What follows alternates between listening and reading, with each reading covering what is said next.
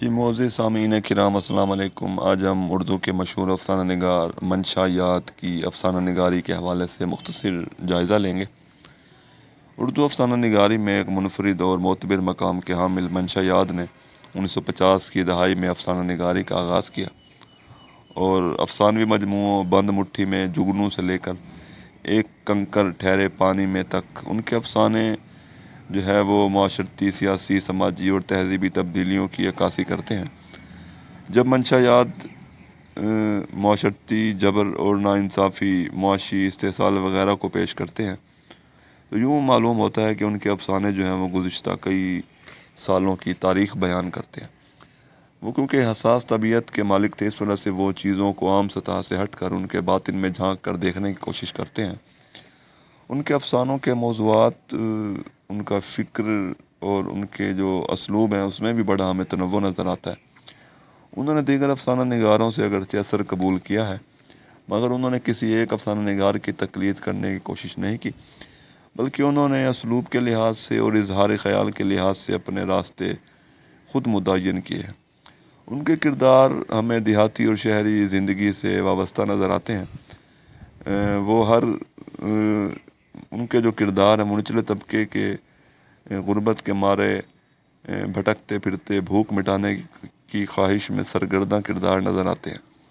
ان کے افسانوں میں بیک وقت دیہاتی زندگی کی جھلکیاں بھی ہیں اور شہری زندگی کی بھاگ دوڑ، رنگا رنگی، افراتفری، سیاست اور بیوروکریسی کا احوال بھی ہے۔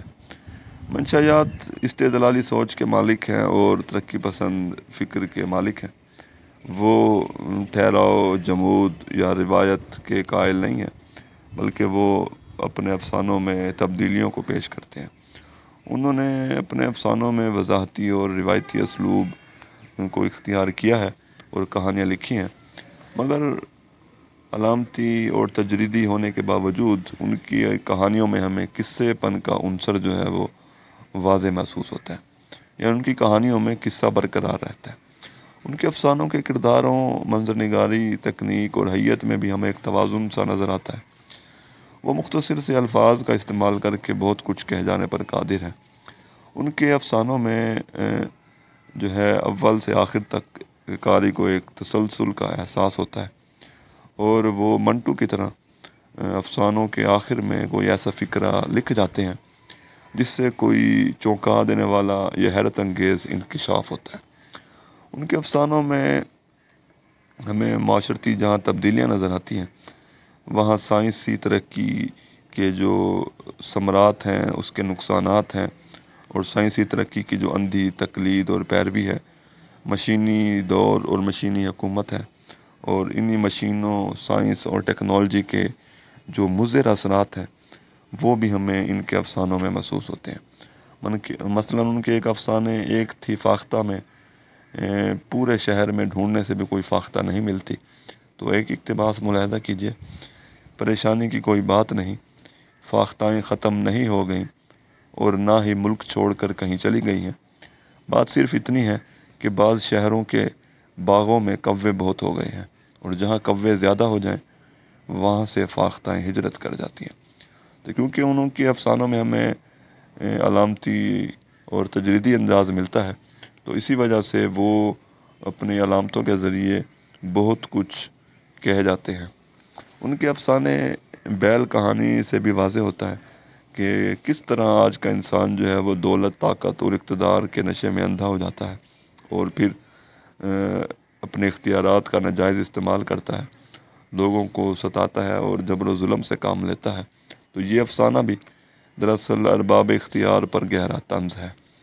وہ بڑا گہرا عصری اور سیاسی سماجی شعور رکھتے ہیں، اور اسی شعور کے باعث وہ مذہبی منافقت، ریاکاری، انتہا پسندی کے خلاف بھی احتجاج کرتے ہیں۔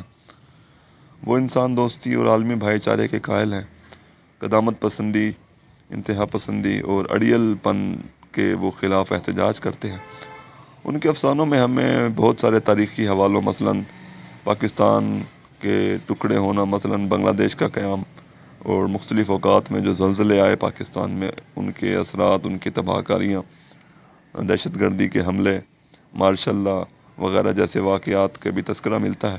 اور وہ اپنے افسانوں میں بڑی مہارت سے انسانی رشتوں کی تصویر کشی کرنے کی کوشش کرتے ہیں۔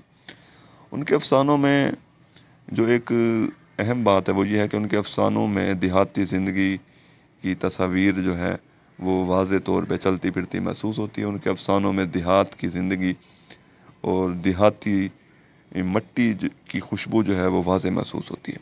ان کے افسانوں میں علامتی، تجریدی، شاعرانہ انداز، طنزیہ انداز، وجودیت کا فلسفہ وغیرہ جو ہے وہ گھلے ملے نظر آتے ہیں، اور ان کے افسانوں کی زبان جو ہے وہ ایک تہذیب اور ثقافت کی نمائندہ زبان ہے۔ ان کے ہاں ہمیں موضوعات اور اسالیب میں یکسانیت نظر نہیں آتی، بلکہ ان کے موضوع، ان کے اسالیب بڑے متنوع ہیں، اور ان کے افسانوں کی ایک اہم خوبی ان کی حقیقت پسندی، بے باک لہجہ اور خوبصورت اسلوب ہے۔ وہ حقیقت اور علامت میں ایک توازن برقرار رکھتے ہیں اور گہرا عصری شعور رکھتے ہیں، اور ان گوناگون خوبیوں کی باعث اردو کے تمام ناقدین نے ان کو بلا شبہ ایک بہت بڑا افسانہ نگار تسلیم کیا ہے، جس کے افسانے رہتی دنیا تک پڑھے جائیں گے اور یاد رکھے جائیں گے۔ شکریہ۔